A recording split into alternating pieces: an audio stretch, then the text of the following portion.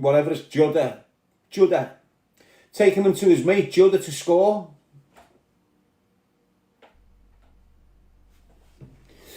He's a crack fiend himself, though. He's a crackhead himself. So you see his big story. His index offence was minors in Vietnam, in Thailand. That's why he went to jail. He weren't no big criminal over there. He's landed in jail for being a nonce. Once he's been in jail, he's been bullying him for being a nonce. He's had to develop martial arts. When he's got out of jail, he's just invented a lie. Why? Because he didn't want to tell everyone in Liverpool he'd been in jail over there for nonsense. So he had to come out with some lie. And that's what it is. Everything about him is... So he comes back from Thailand and he's back on the crack and he's back doing this and he's living in his ma's house. What does he do? He's wrote his book. He's been paid for his book. His book's in circulation. Everything's going there. What does he do? His neighbour, a young girl with her kids, had just lost a mother. Her mother had passed away. Her mother left loads of jewellery to her, for her and the kids. The girls went to the funeral. The girls went to her mum's funeral. Billy burgled the house and took the jewellery. Neighbour's house. The neighbours to his mother's house, this young girl who just lost her mum, went to her mother's funeral. Billy burgled the house, took the jewellery that the mum had left. And this is what you're dealing with, and that's fact. And the details in the paper don't tell the true account of what the fuck he done. Gives you a little fucking... You know why? Because he's in the public eye now. And he's got a few media people that are interested in the story and they want to make films and that, so they don't really want any bad publicity. So everything's getting brushed under the carpet for him a little bit. Do you get what I'm saying? But everything I've just said on him there is the truth. And he won't deny it, because he can't. He can't deny the truth. And when you do, you look fucking stupid. You look fucking daft. And this is what I'm saying. You need to know who the fuck you're watching. You can go and Claire law me. Go and do a Claire's law on me. You can go and do anything you want on me. But any big major search on me. Go and do a Claire's law on Billy Moore. Go and look how many assaults he's got on his record for battering women. Go and check him out. Serious. He's put women in hospital when he was in his addiction. He's put women in hospital in bad ways when he was in his addiction. Once you're able to do that to a woman, you're always like that towards women. You don't change that shit. That's a mad psyche. You're stuck with that. He's always talking about your Dan. I know, because our Danny persecuted him. And that's... You might think I'm targeting him for nothing. He was targeting me for 2.5 years with English and Co. Why? Because our Danny terrified him when he was in prison. Bullied him, picked on him. You know, when Danny's a crackhead and he's a crackhead, Danny's terrorising the shit out of him. I used to say to my people, why is this Billy Moore? Have you got a problem? What's your problem? I haven't got a problem with you. I've got a problem with Danny. Something happened with you and Danny. No, there's no problem. Okay. Years later on a podcast, yeah, well, I've had a run-in with Danny. So that explains why you've been targeting me like a fucking shithouse rat, you little crack-smoking knobhead. That's what Billy Moore is. So I first got on Billy Moore. You know how I got on him? Because you had a smackhead with this kid with autism. And I noticed straight away, this coke-sniffing crack fiend is using this autistic lad as a way of getting gifts on social media. So straight away, I'm on him. I spotted that a mile away. Don't know why no one else could. But if you go to Billy's early career, when he started on social media, you'll see he's using and abusing his brother Joseph. Honest, making him do mad shit, and you can see Joseph is uncomfortable. You can see it with autistic people. When autistic people get put in situations where they're uncomfortable, you can see it in the fucking faces. He was putting him in some mad fucking positions, having him singing, having him dancing, having him doing all dirty shit, but you could tell Joe didn't want to do it. Forced. And that's the smackhead in Billy Moore. Do you understand? Do anything for money. Damage his own autistic fucking brother for money. And that's what smackheads and crackheads do. And that's what Billy Moore is. Billy Moore gets off his barnet on the crack at least once a month. Honest. He'll go and sit with smackheads that have been smoking smack for 30 years and get lost for a weekend and then come back out. And you'll see him looking rough as fuck doing a video. You know, because he's panicking, or we haven't been seen for a few days. He'll do a video looking rough driving home. And you can see the roughness in him. If you've been brought up round crackheads and smackheads, you can spot them a mile away, okay? Billy Moore is just a fat smackhead. You think he's not on it because he's got weight on him and all this. That's off the meds. The meds he's taking make him eat more, make him put weight on. Ignore when he's in the gym with all these Smiths in the return. He's being fucked off by them. Why? Because he's a fucking helmet.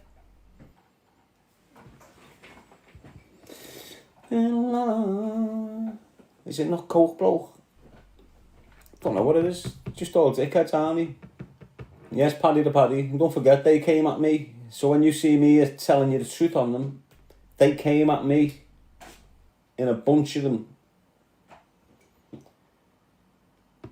You know, Billy Moore done a podcast with the same rat that Marvin Herbert done to cancel me out. You know, continuing the thing. I can't wait to get my hands on Billy Moore.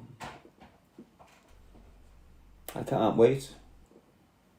I'm going to come across Billy Moore and I'm going to open him up. You don't use these on a fucking rat that's trying to do that damage to you behind your back, thinking you won't find out. You don't give these ratings. Listen, you know, if someone has been deliberately targeting you, stalking you, fucking your mental health up, and when you're going through a mental deterioration, sitting there buzzing like the job's done, but then you find out. Billy Moore, I offered him a straightener, he refused it. What do you think when I see him now? I'm going to shatter his chin with my fist, or I'm going to open him up. He's getting opened up. Serious, mate. He knows.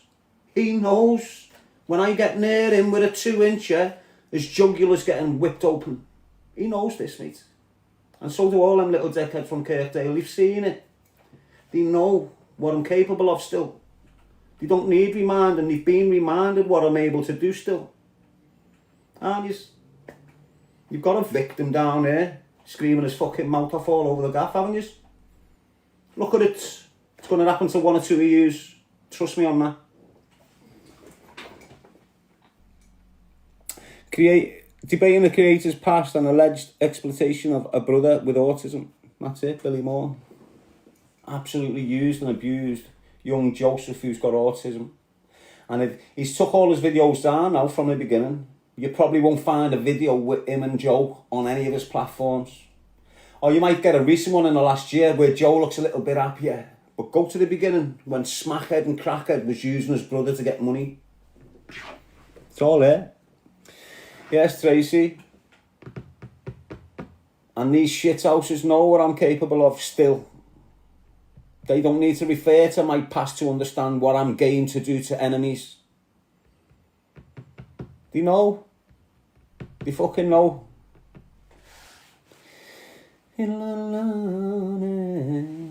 Trust me, they fucking know, mate. All of them know. Hey, I'm one ruthless motherfucker with a blade. Ask any of them. They'll all tell you. Every one of them will tell you. They've all seen me go to work with a blade. I'm not talking 3 or 4 stitches neither. I'm talking hundreds.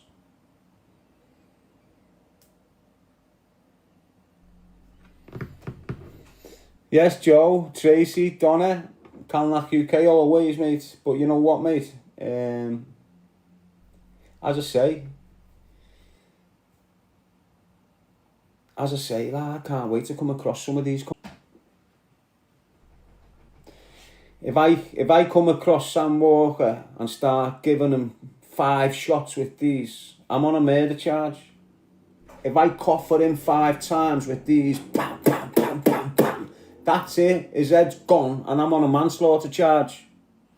I can stripe his fucking face open like noughts and crosses. No risk of a murder charge, see? And this is what you need to think about your murder charge, because that's what you're working towards. Yes, I have an echo. Because this is what you get involved in. You know, you're not looking to give someone a Section 18, are you? Or are you? So are you looking to cause trouble with me? Expecting me to take it to what level? So you come to my door, kick it in, less shots off, and I survive. Are you ready for the level I'm going to? It's alright if you kill me. Why? Because I can't come back and show you the level I'm at. But if you fuck up and I survive, and then I'm coming back for you and your family, what are you going to do? If you're not there, I'm not going to go, oh, tell them I'll knock tomorrow for them. I'm going through your family. Fuck police. Fuck repercussions. I'm going through yous. Don't give a fuck. I reckon I've got 20 years. I can pop up when I'm 62 years of age. As long as I can stand up and walk, I'm a threat to you and your family. You might be sitting there having a life of fucking Riley. You might forget about me. And in 12 years' time, I pop up in your kitchen with a fast one and just whip the lorries. See, I'm running a marathon. They've all been sprinting. They're all settled in houses that they can't drop now. Me, I can go where the fuck I want, me. I can go and get a B&B down there, B&B up there, B&B over there. Them, they're situated. They're stuck. Stuck. Easy peasy, lemon squeezy. Why? Because there's no getaway in my plan. And that's the difficult part of the plan, the getaway. If you're arriving somewhere and unloading without thinking of getting away, well then you're sweet, aren't you? You've only got to arrive. And you can arrive anywhere in an hour, untouched. You can arrive anywhere and do what the fuck you want, and you've got 10 or 15 minutes before feds turn up. Anywhere in this country you can go to, do whatever you want for 15 minutes before feds turn up. Depending where you are, you know, if you're out of the city, you've got more than 15 minutes. Got 20, 25 minutes, depending on where you are.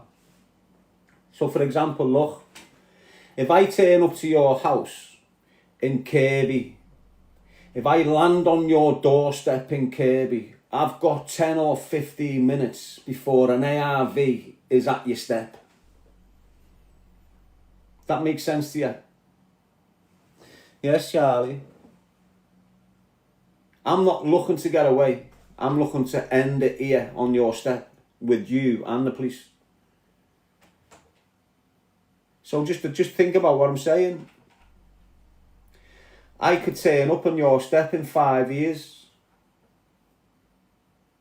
and just go hell-bent on you and your family and sit there and wait for the feds to come to kill me.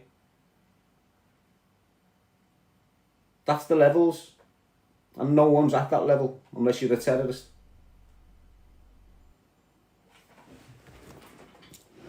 Got Dill saying do it then. I'll do it in my time. My finishing lines when I decide. Not when a dickhead like you or your drug dealing fucked up family decide. If you and your drug dealing family are all flapping. Oh, what if it's you, Dad? What if it's you, Dad? It's your own fucking fault. You should have kept your mouth shut about me. Where do you think I've gone? Do you think I'm dead? Like they wanted me dead? There's a reason why people want me shot dead. Because they're shit scared of what I'm going to do to them. Not because I'm a wrong 'un, not because I'm a nonce, Not because of this, that and the other. People want me dead because they're shit scared of what's coming. There's a reason why the main heads in Liverpool all cooperated to keep me in jail. There's a reason why the main heads in the city of Liverpool all cooperated to get me lifed off. It weren't just Willie Moore. It weren't just Willie Moore and his little firm that was snitching on me, praying for me to get me L plates. You had the Lowe's praying for me to get the L plates. You had the Farleys praying for me to get the L plates. You had the McLarens praying for me to get the L plates. You had the Fitzgibbons all praying for me to get my L plates. Why? Because I didn't give a shit about none of them. None of them could tell us what to do, like every other dickhead in the city. Every other dickhead could be told what to do, and the G's couldn't. And because the G's weren't getting told by all these dickheads, and now we're blowing their houses up, we're blowing the clubs up, and when the police are trying to take the piss out of us, we're blowing police stations up. They want me off the streets. Why? Because we're about to take over everything they've had and ever earned. It's what the G's were about to become, until the police and the local drug dealing families done the best they could to get us took off the streets. It was the drug dealing families that went to war with us that took me off the streets, not the police. The police wouldn't have been able to take me off the streets if they never had the evidence and the statements of this drug dealing family to put me there. So don't start giving the police the credit for locking me up. It was the Moors that got me locked up. They deserve the credit for me getting locked up. No one else. They blame me. Darren Gee snitched on us. No, you snitched on me. The only reason I got convicted was because you snitched, nothing else. All shit houses, every fucking one of them, mate. And the only reason they've got the audacity to be cheeky with me is because I've changed my life. I've stopped using violence. It's the only reason they're getting cheeky with me.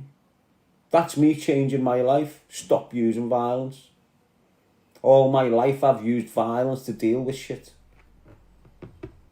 I've had to deal with pure shithouse smackheads, little weird... Billy Moore's a full-blown crack fiend. Do you know what he was like when I was grafting? Do you understand what you're dealing with? Do you understand the psyche? Listen, yous lads that are listening to me off our estates, yous know the difference between you and the punter, don't you? You do, don't you? You know the difference between you and one of the boys that's on the crack and fucked up in his life. You can see the massive difference, can't you?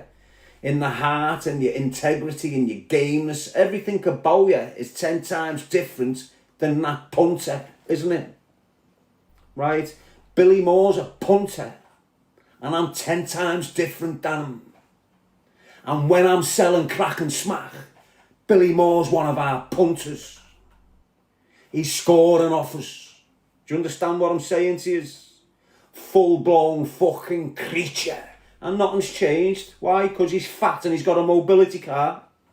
He's still a full-blown crack fiend with no models inside of him. None. You've only got to see his prison record. I mean his criminal record. Get all these little dirty rats. Tell them to get the previous records out and you'll see every one of them battering birds. Battering women. Jailed for it. Convicted for it. Charges for it. Not able to go near certain women still today. All fact. And I'm more entitled to speak on these cunts for what they've done to me. And as I said, if I get any one of these in my face, they're going to understand they shouldn't have fucked with me. They know they shouldn't have fucked with me. That's why they go out the way to avoid me. They go out the way to avoid me. Watch in the summer when I start going to all the places these dickheads go. I haven't been prepped for none of this. This will be the first year where I've had focus. First year since my release where I'll be by myself all year, focusing on myself, getting myself fit and strong and ready. And if I come across any one of these anywhere, you're going to get viral content. Why? Because I'm going to make it. I'm going to make it people like Billy Moore. Serious shit. Look, you're underestimating me, aren't you? Watch.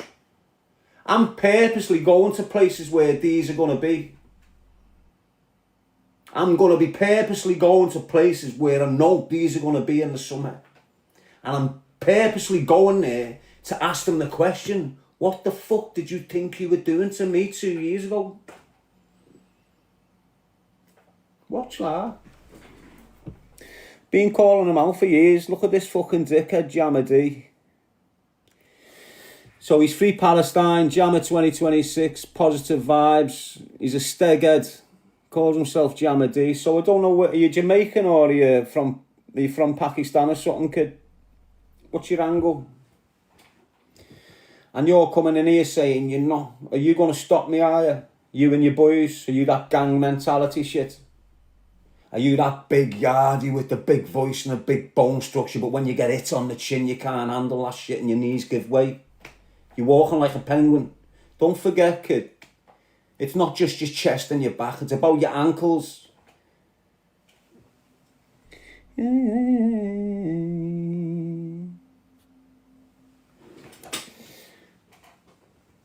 Yes, Ocean, Jamady. Oi, I was joking.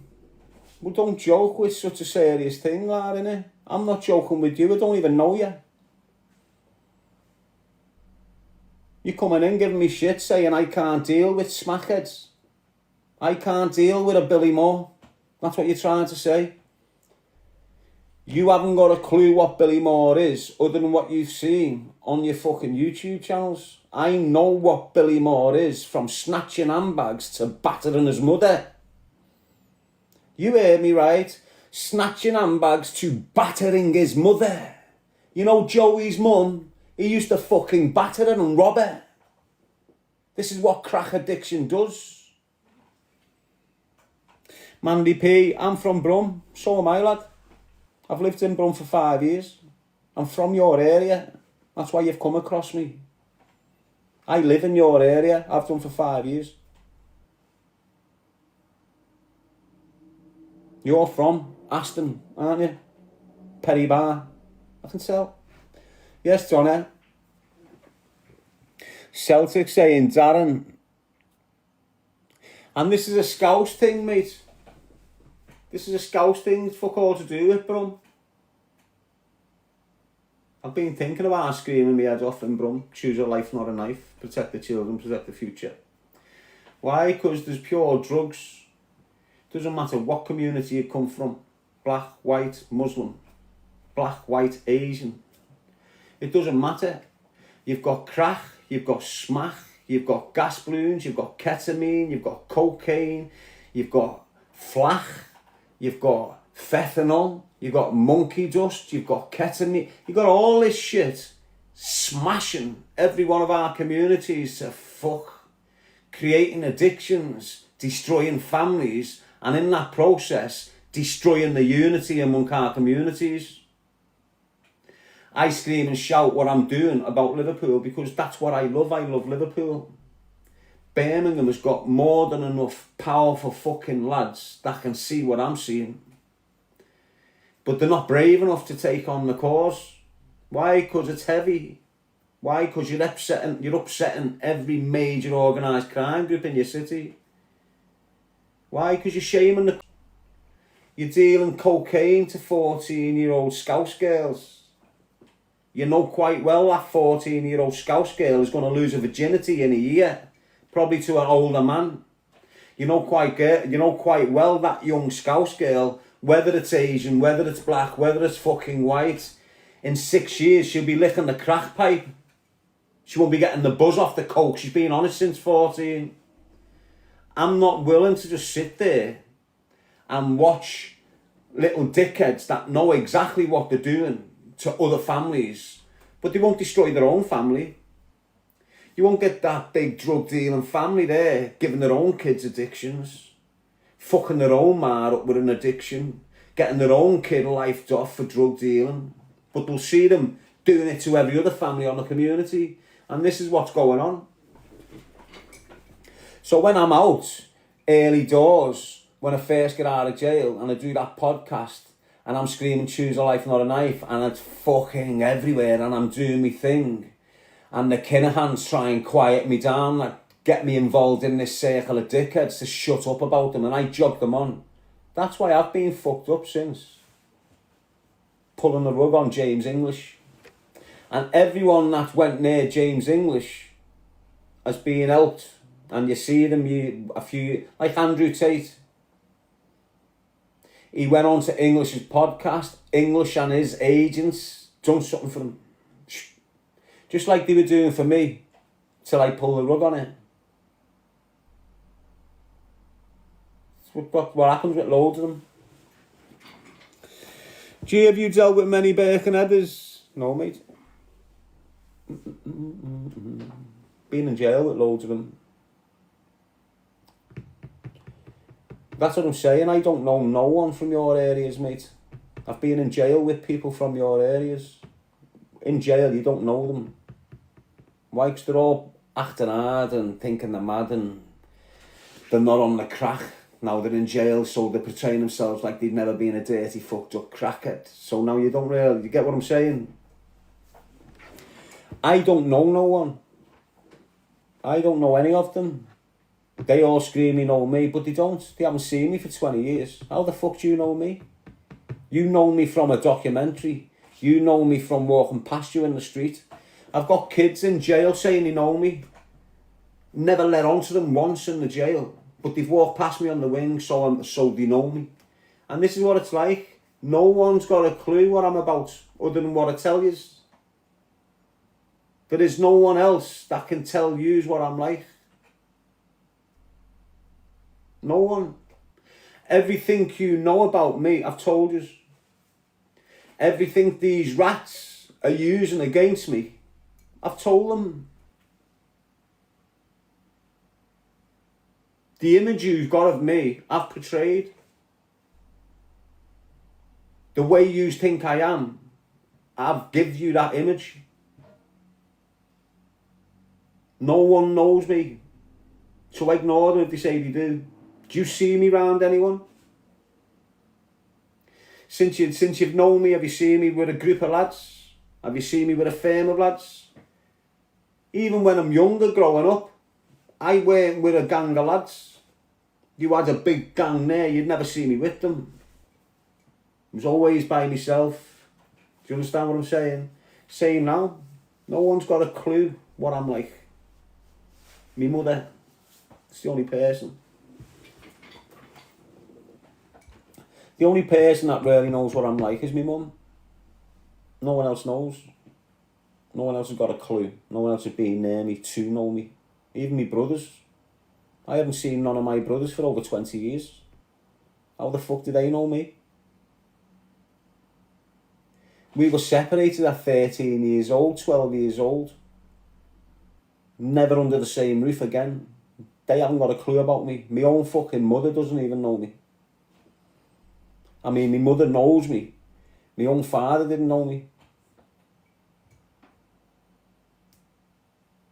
No one knows me. My own kids don't even know me. It's like it's meant to be. It's like it's meant to be. There's no one close to me. No one close to me. There's no one I can call a close associate to me. No one. There's no one I can trust to kill for me if I was shot dead. And that's what you need to be. That's the extremity of me. You're in my group if you're willing to shoot for me if I'm dead. That's it. A real friend, listen, your real friend will die for you and kill for you if you've been shot dead. That's rare, and you don't get many of them. And that's why you don't need loads of friends. Why? Because you can get shot dead and all these won't do nothing. Nothing.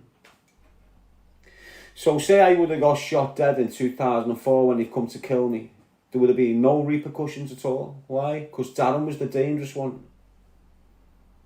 So we take Darren out, we haven't got to worry about the G's. And that's what they done, tried to take me out. Fuck Danny. They all know what Danny is. Do you get what I'm saying? They can handle Danny. They know what's going to come from Danny. Darren's a different ball game. And you ask anyone in that criminal underworld who's got any idea about us, they'll tell you, Darren, different ball game. And this isn't me trying to big myself up. That's just the way we've worked out. Why? Because I'm the thinker. Danny wasn't. Danny would snap on the spot in front of you and hospitalise you. I'd let you get away with it, then turn up 2 weeks later and paralyse you. That's why I'm dangerous compared to Danny. See the way I say, Danny can't live with it. He's got to fucking act. I can live with it. That's the dangerousness there. If someone does something to Danny, he festers on it. Do you get what I'm saying? Every night it'll fucking ruin him to the point where he's just got to go out and go bang, do something crazy. Whereas me, I'll live with it and plot and plan, and you won't even know I'm watching you to kill you. That's just the way of being all the time. And that's the difference between me and Danny. Danny will chop your face off screaming and shouting about it. I'll do it quietly. Yes, Tracy, you watching anyone now? Don't need to. Don't need to. Why? Because they're all stuck. You need to not watch them once. They're not going nowhere. Nothing changes for them for the next 10 years. Why? Same routine, taking the kids to school at 8:30, picking them up at 3:30, going to the gym, This is what I'm saying. The people that are targeting me have got families.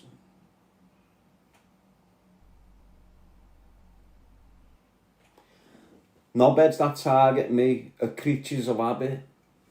I'm not a creature of habit. You know, if you're a man and you've got a family, you're a creature of habit. What does that mean?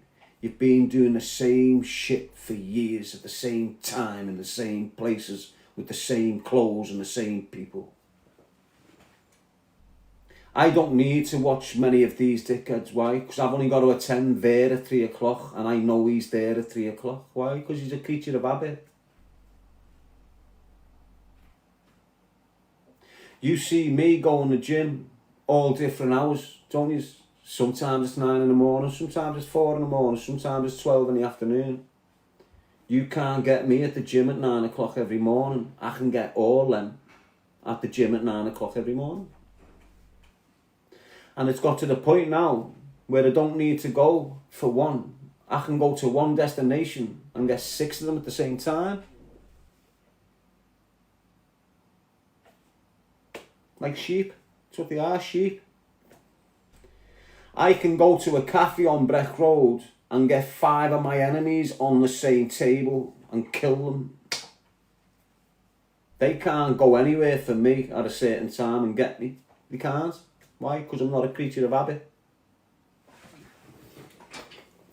And a lot of yous are creatures of habit. Loads of yous go to the gym, bang on this time every day. Go in for your coffee at the cafe, bang on this time every day. Just sitting there waiting to be fucking coughed for. Don't even have to monitor you. Just pop up every 6 months. Make sure it's still the same. As I say, a marathon's a marathon and a sprint is a sprint. Okay? They've been sprinting in the last 10 years, using my name to sprint. Haven't they?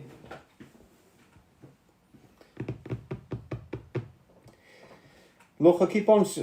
Again, this is my mental health speaking, people. So don't think I'm going to go out and kill anyone. I'm just speaking through mental health right now. And everything I've been saying to do with murder and cutting people and doing all horrible, horrendous, violent things to people, that's my mental health speaking. So don't take it as truth. You know, it's all hypothetical speaking, okay? Carpenter knows, don't you, lads?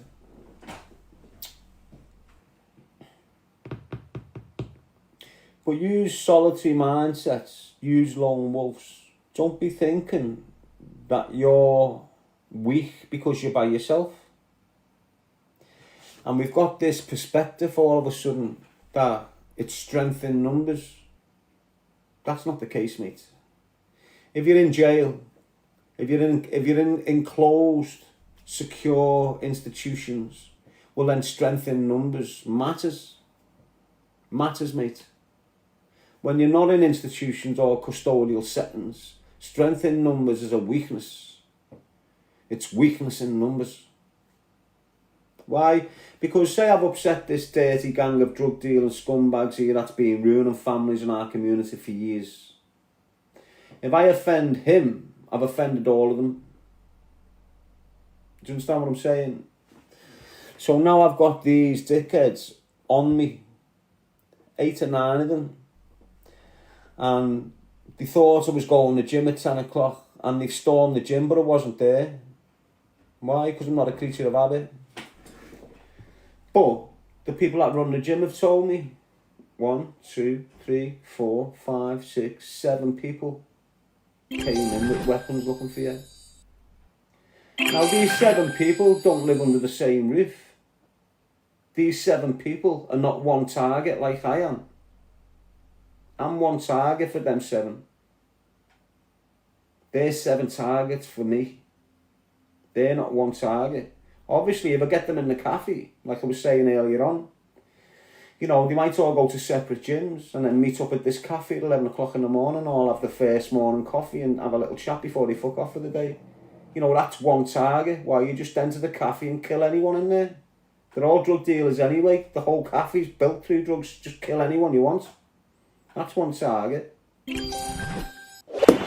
if I've got these drug dealers like the Farleys targeting me since I was a kid. So they've been targeting me since I was a kid. And if they knew where I was, I'd be dead. If they could get me shot dead and killed, they would have tried, like they have last time, to get me shot dead and killed. Me, I can wake up in 5 years and go, right, Alan Farley, today is your day. Turn up on a step and wig him. I could go 5 minutes later and go, right, Ian Farley, I'm on my way to your step now. If the police get me on the way, so fucking be it. If they don't, you're dead. And then I'm going to Alan's, and then I'm going to Chrissy, and then I'm going to Chrissy's daughter. Do you get what I'm saying? And then I'm just on a mission. Why? Because I've got targets all over the place. You got this big, powerful, organised crime family that's been bullying me since a kid. To me, that's 10 targets. And any one of them targets is going to destroy the whole family. Because that's what happens when you get a death in your family. If you're a nice, powerful family and your son or your daughter gets killed, your family's finished, destroyed, the grief ruins them, especially when they don't get no justice. Now, the amount of young lads that Farleys have participated in murdering and them families haven't had justice, they know exactly what they're dishing out. Do you understand what I'm saying to you? So use solitary lads. Use lads that are like me. Stick to the truth. Don't give a fuck about speaking it neither. If you're upset Tom, Dick and fucking Harry, so be it. You'll be protected. Why? Because you're speaking the fucking truth. The truth is above all. Now, if I'm sat here and I'm hating on knobheads and I'm doing lies and chatting horrendous, horrible, real nasty shit coming from my mind, why? Because it's lies. So I was sitting here targeting Sam Walker with lies, I'd just be a horrible, nasty piece of shit, wouldn't I? But I'm speaking the truth on them. I'm speaking the truth on them. So it doesn't matter what you think. I'm speaking the truth on this situation, so I'm in the right. Why? Because the truth is always right. Lies is always wrong in any situation, regardless of how big, how small. The truth is always right in every situation. Doesn't matter how much it's buried. Doesn't matter how long it takes for it to raise its truthful head. You might have been shot dead on the back of the lies, and while you're dead, the truth comes through eventually. Do you get what I'm saying? The truth always prevails. And if you're a man of truth, you're a man of the Creator. Brings you dead close to the Creator when you're being truthful. You can't be truthful with the universe, with your bird, with your son, with your mum, with your daughter, with your mates, with anyone, unless you're truthful with yourself first. You can't love your mum, your bird, your daughter, your dog. You can't love none of that unless you love yourself first. You can't be truthful with anyone unless you're truthful with yourself first. If you're lying to yourself about you and what you're doing and how you're being, you're lying to everyone, not just yourself. So stick to the truth and you can't be damaged. You lie, you be deceitful, you be all these devil things, all these pagan things. You do all that shit, you get exposed. When you're truthful, you can't be exposed. You can only be exposed when you're telling lies. And that's a fact. You can't get away from that anywhere across the board. Yes, Melissa? You cannot be exposed for anything if you're telling the truth. Doesn't matter. The truth is what it's all about, mate. And as long as I'm living by the truth, I don't give a shit what opinions you form on me. The people I've had experience with in the last 10 years, you haven't got a right to scream and shout at me about what I say on them. They've got a right to say shit to me. All these people who haven't got a clue have not got anything right to say about me when I'm on about these. Half the lads that are giving me shit for speaking about these, they do. If they would have been put through the same psychological abuse, because that's what it was. It was psychological abuse. It weren't physical. Not one of these shit houses that have targeted me have come to my step and had a scrap with me. They haven't come and met me. They haven't turned up. They're all screaming all mad shit for 8 years. 8 years. Not one of them have come for me. Look at James English. Running his mouth off, 250 grand fights. He hasn't got a pot to piss in. The point I'm making is, he's been screaming my name for 8 years, trying to cancel me for 8 years, calling me out for 8 years.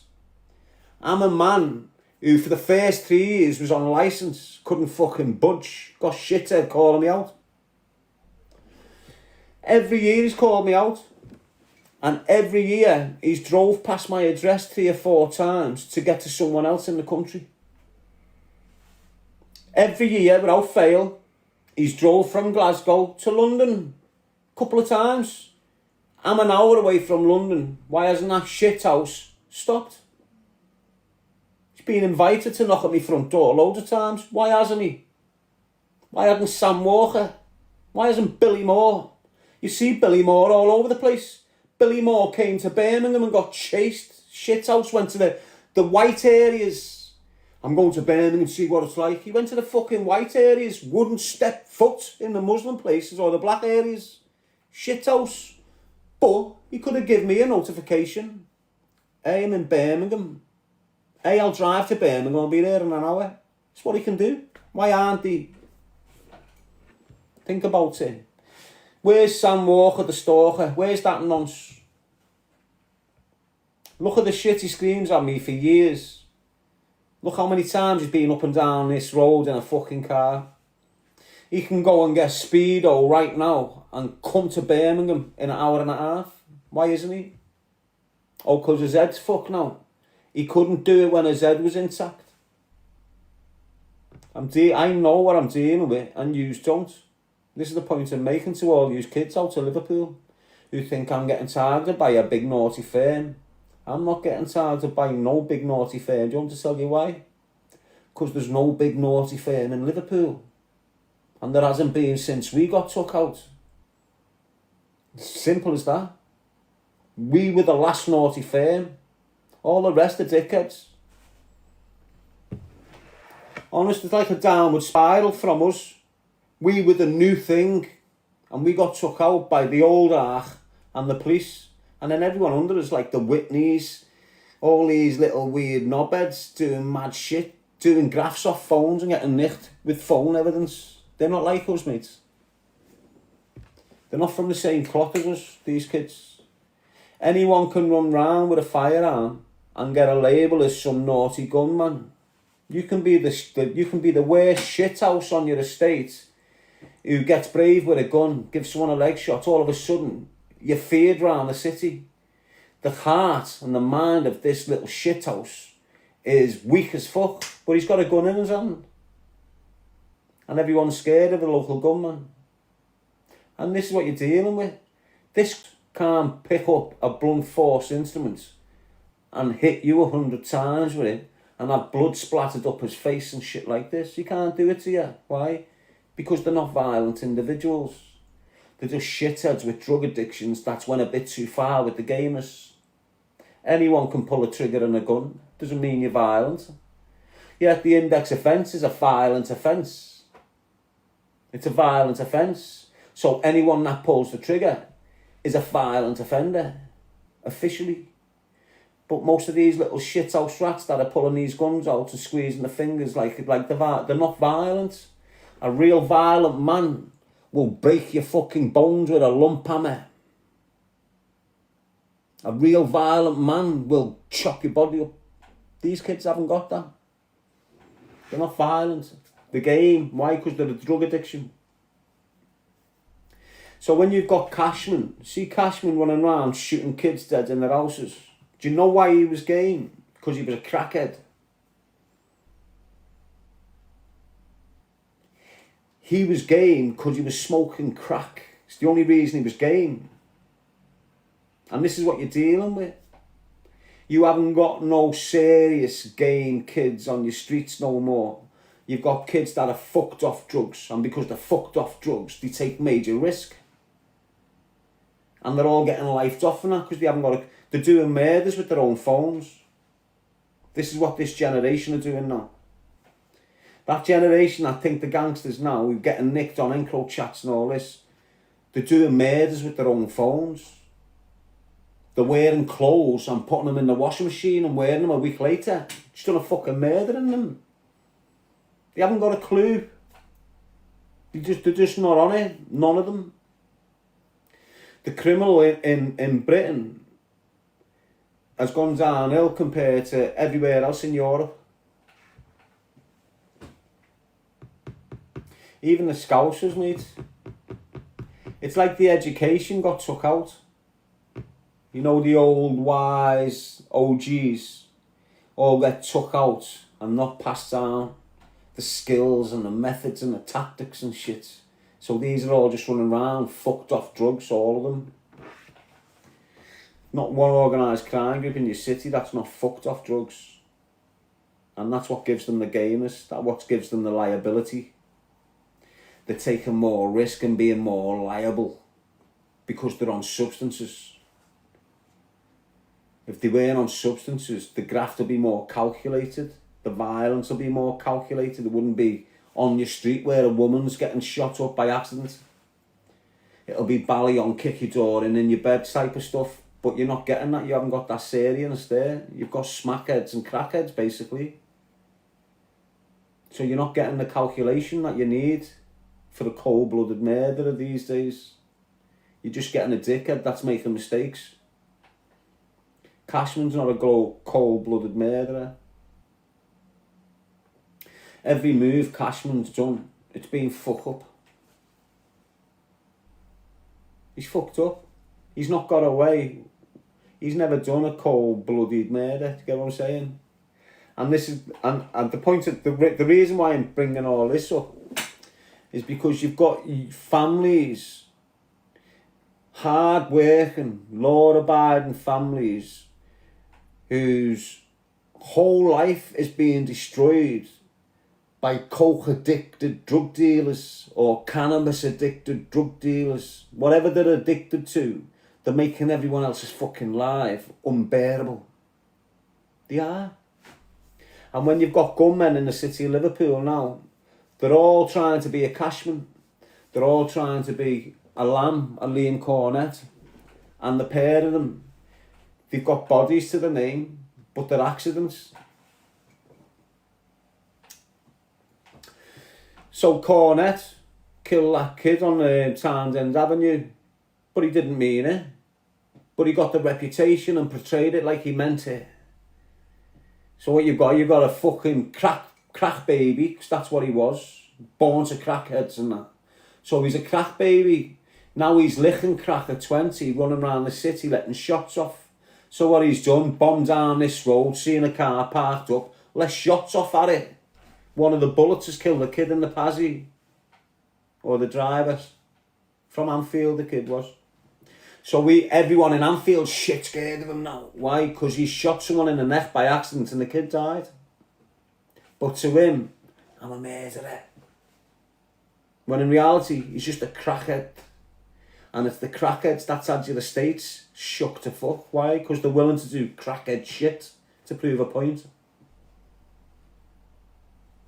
And when I've got out and I'm just seeing all crackheads dominating shit and I'm screaming, hang on, you gang of smackheads, what the fuck's happening here? Smackheads have got no morals. So outside Liverpool, you've probably heard the Liverpool Mafia. And you think, shit, you might have seen documentaries or things and they're all screaming out the Liverpool Mafia and da-da-da-da-da-da. The Liverpool Mafia was crackheads and smackheads. That's what I'm on about. When you're hearing about the Cogginses and all this, you're hearing about a family of full-blown crack fiends from the 90s and 2000s who managed to tap into graft. But the main man and his partner were full-blown crack fiends and smackheads. And they had the whole city shook. Why? Because they were willing to do crackhead violence. Anyone else that weren't smoking crack is not willing to do crackhead violence unless you're cold-blooded. So what's happening now is, because it's the crackheads that are willing to do the violence. Years ago, we weren't crackheads. The violence we were carrying out, you don't see it these days. You don't see the violence we brought to the table these days. You don't get none of it. Why? Because you've got crackhead violence, no straight-head violence. Crackhead violence it's calculated, but it's not calculated. Why? Because they can't plan shit and keep the plan the way it's meant to be. They're all erratic in the thinking. That kid who's not fucked with addiction is very calculated. And he's not erratic in his thinking.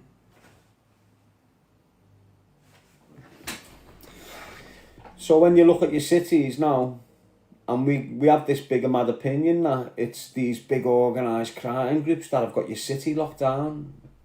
Them big organised crime groups don't even sniff your city. You know, they're sat in Marbella, they're sat in Dubai. All they're doing is making sure the parcel lands in Kirby, making sure the parcel lands in McGull, so they can distribute it throughout the fucking city.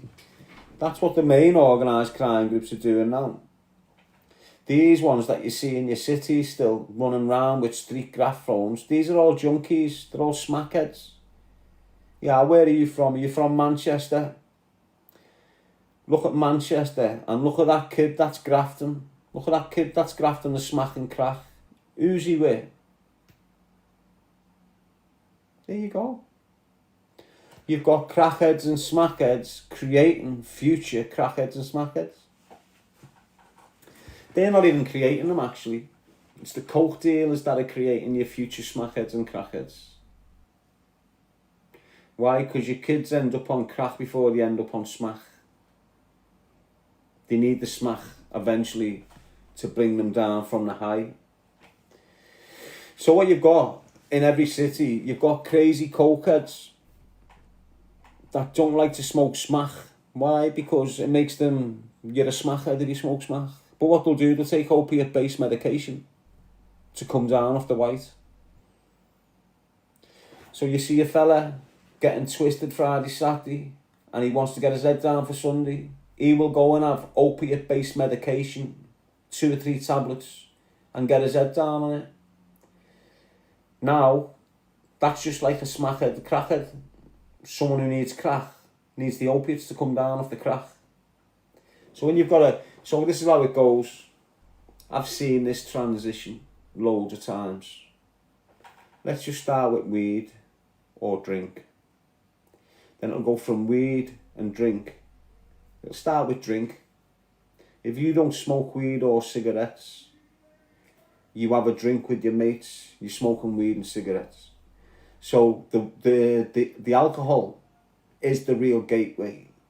Everyone says weed's the gateway to other substances. Alcohol is the gateway to weed, and weed opens it up to everything else. Majority of your kids these days who are drinking alcohol are smoking weed. The majority of the kids who've been smoking weed and drinking alcohol are sniffing coke. And that's the transition, that's where you go to. So this is what happens. Drink or weed, you'll get used to it. Because you're frequenting certain people, you've got to go to a criminal to buy your cannabis. You've never been around criminals in your life. All of a sudden you're a pothead. You're mixing in criminal circles. Without you understanding it, you've just put yourself in a space of dirt and you're in there. And every time you contact that criminal for weed, you're going deeper into this space of criminality. So now you're in there, you're addicted to your weed now, but your weed dealer sells ket, your weed dealer sells coke, and he's looking at you as a future coke customer. You're seeing him every week for your weed, but he's thinking, I can have it for the next 10 years. Don't you want some ket? Do you want to try some coke for nothing? No. But every time you see him, go on, just have one. You'll be alright, it's New Year's, won't damage you. There you go, you have one. Bang, now you're fucked. Now you're ringing him for weed, but once a month you're getting a gram of coke off him because you're getting pissed. That once a month turns into once a week. Before you know it, you're dry lining. What does dry lining mean? It means you're waking up in the morning, not even needing a drink of alcohol and sniffing cocaine for your breakfast. That's dry lining.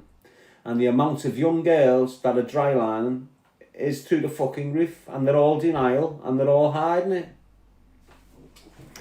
Every one of them young girls that's doing that go on to sell the body. If they don't go on to sell the body, they go on into a relationship where they're dependent on it, doing mad shit to them.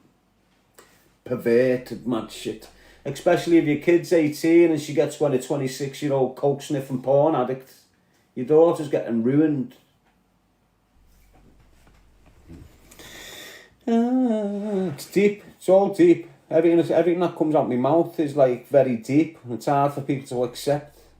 But it's the truth, mate. It's the truth. There's a lot of hidden truth within our communities, and everyone likes to keep a lid on it. Why? Because they're all shit scared of the drug dealers and the gangs. Doesn't matter what community you're in. Do you understand? Caucasian, African, Jamaican, Pakistani, Afghani, fucking Syrian. Wherever you're from, drugs doesn't give a shit. Drugs doesn't give a fuck about your religion. Doesn't give a fuck about your colour of skin. Doesn't give a fuck about your mother or your fucking daughter.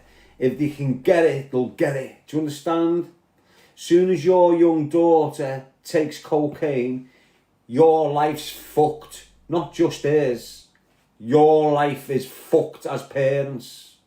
It's in your own interest to make sure your kids, no matter what, stay well away from any drug, especially cannabis. Don't let your kids start smoking fucking weed because you're seeing rap stars and celebrities influencing you to make you think, oh, it's okay, he smokes it, he does it, it's all. It's not alright. It ruins your kids from the get-go. Ruins them from the get-go. You got a 14-year-old daughter, beautiful, doing everything she's meant to as a young daughter, gets on the weed. By the time she's 15, she's calling you a fucking wrong and she's hating you, she's stealing off you, and she's not even coming home. That's just off weed. That's just off weed. It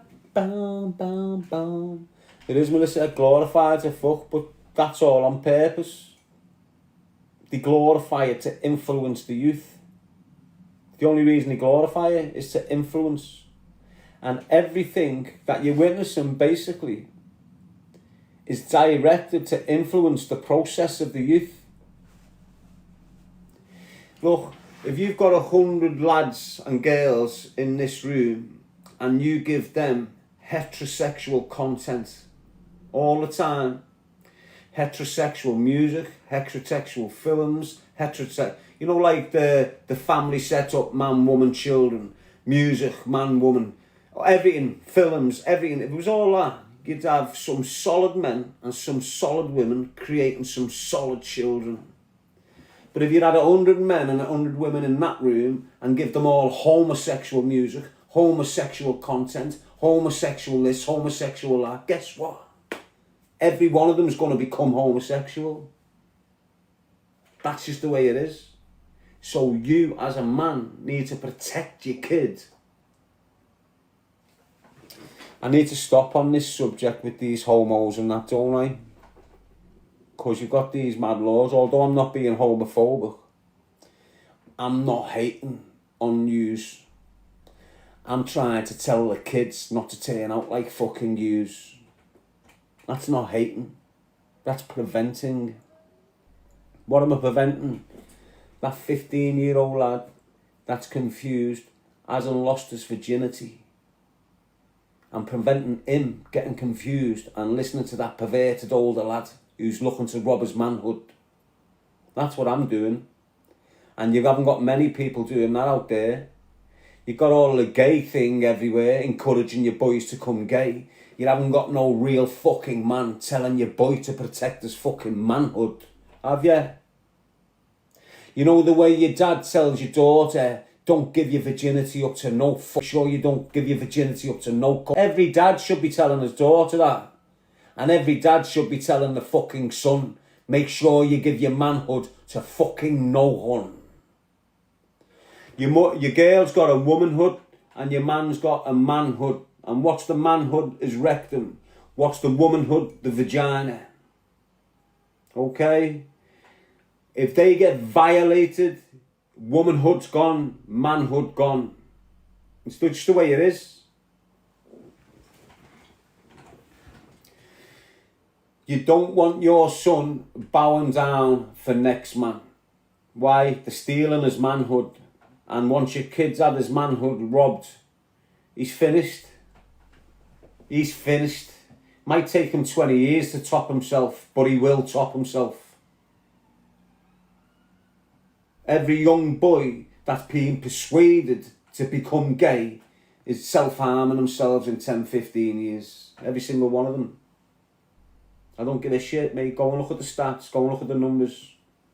Look at the suicide rate in that community. Why is the suicide rate so high? Because you've got a lot of young, confused boys who haven't got a fucking clue what they're doing. They're getting led down a fucking backyard by adults that know exactly what the fuck they're doing. 10, 15 years down the line, when realisation seeps in. When the realisation kicks in, they can't handle it. They're topping themselves all over the gaff.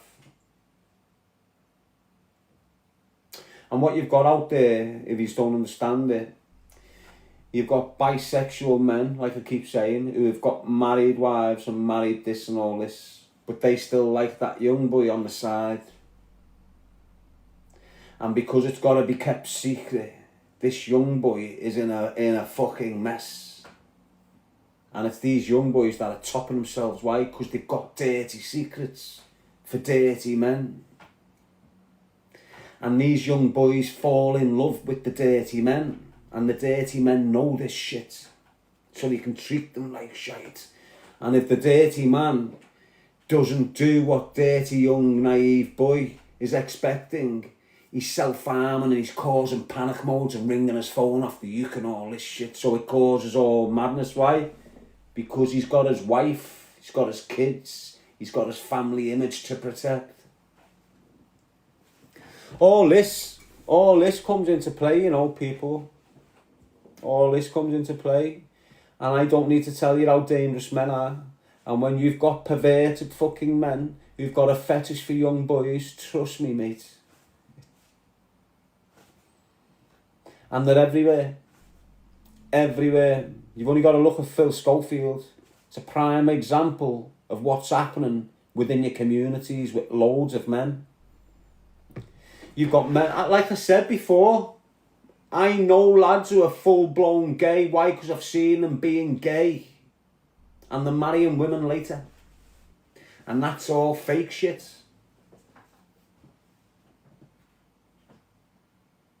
Think about it, there's loads of them, mate. Loads of them. Sam Walker's one of them kids. Sam Walker's one of them young lads that's lost his manhood to a daddy. And that daddy's still in his life today. Still giving him money today. Still looking after him today. This daddy is caught up with this stalker. Why? Because he's had him for 10, 15 years.